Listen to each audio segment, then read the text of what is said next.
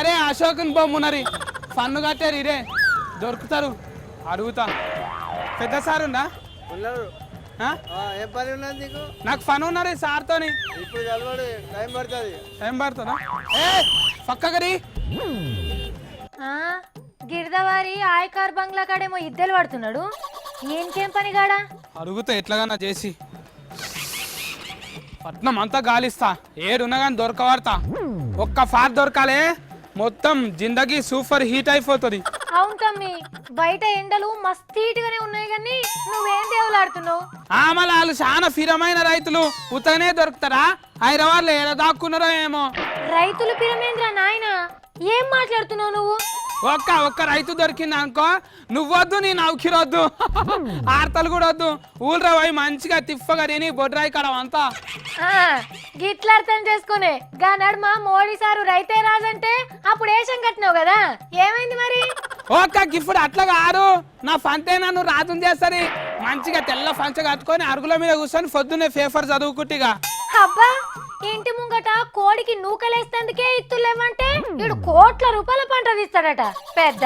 చెరికేస్తే 50,000 వస్తాయి. పత్తి కందులు ఫస్ట్ వేసినా కూడా 1,00,000 రూపాయల కన్నా ఎక్కువ రావు. మళ్ళీ వాళ్ళేం పంటలు వేస్తున్నా ఏమో కోట్ల రూపాయలు వస్తున్నాయంట. కోటి అడ్డ మీద ఉప్పర్ పనుకోయే రైతులు ఉన్నారు కానీ రైతులు కోటీశ్వర్లు ఎట్లయితారా? అయినరాక మనకు తెలియని అందరిని అడిగిన ఎవ్వరు చెప్తలేరు. అసలు వాళ్ళు ఏం పండించినా కూడా సమదే అయితలేదు నాకు.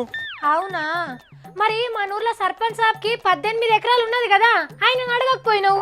మొన్న అడిగితే అరే సత్తిగా నువ్వు పట్నంలో కొలువు చేస్తున్నావు, అరే నాకు అప్పులు ఉన్నాయి జరాన్ని పైసలు ఇస్తావా అంటాను అన్నాడు.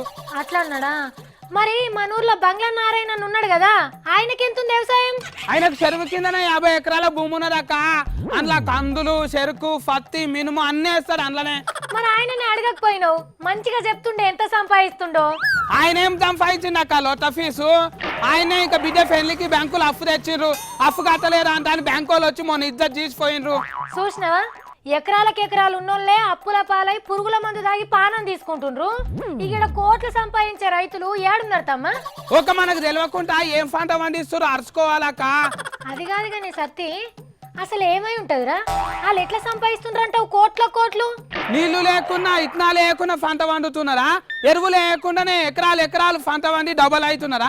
గవ్వేం పంటలు రా బాబు, దునియాలనే లేని పంటలు. పొద్దుతిని కూడా ఇట్నాలు వేస్తే పువ్వు పుయ్యకుండానే నూనె పాకెట్లు అవుతుండొచ్చు నాక. ఒక్కొక్క గోధుమ చెట్టుకు 5-6 కిలోల గోధుమ పిండి వస్తుండొచ్చునా? ఒరేస్తే డైరెక్ట్ గా బియ్యమే వస్తుండొచ్చునా? కందు లేకుండానే భూమిలోకి వెళ్ళి కందు పంపు వస్తుండొచ్చునా? దసంటి ఇట్నాలని దొరకబట్టి మన చేనులు వేస్తాక నేను.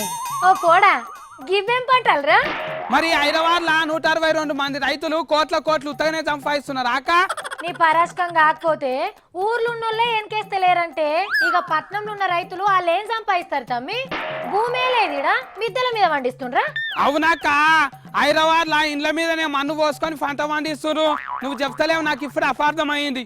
అరే అట్లా కాదురా బాబు, వాళ్ళు రియల్ ఎస్టేట్ చేసి లంచాలు తీసుకొని పెండ్లం పిల్లల పేర్ల మీద ఆస్తులు రాపిచ్చి ఇదంతా వ్యవసాయం మీద వచ్చింది అని చూపిస్తారా? గసుంటోళ్ళది గీ లెక్క. సరే, గల పేర్లను బయట పెట్టి వాళ్ళ సంగతాలు చూస్తారు గాని నువ్వైతేరా. జైట్లీ సారే అన్నాడక, కోట్లు సంపాదిస్తోళ్ళు హైదరాబాద్ లోనే ఉన్నాడంట అని అన్నాడు. ఇంట్ల మీదనే సంపాదిస్తున్నారు కదా, నేను ఎట్లాగానో చేసి దొరకవాడితే ఇప్పుడు మొత్తం తిరుగుతా, నెత్తికి దస్తి కట్టుకుంటా చెమట రాకుండా. చూసిన రానుల్లా అడ్డంతో వల్ల అడ్డదిడ్డం వెనకేసి ఇదంతా మేము వ్యవసాయం మీద సంపాదించినాం అని లెక్కలు చెప్పిండ్రు. ఎందుకో తెలుసా? వ్యవసాయం మీద పన్ను అడగారు కదా గందుకు.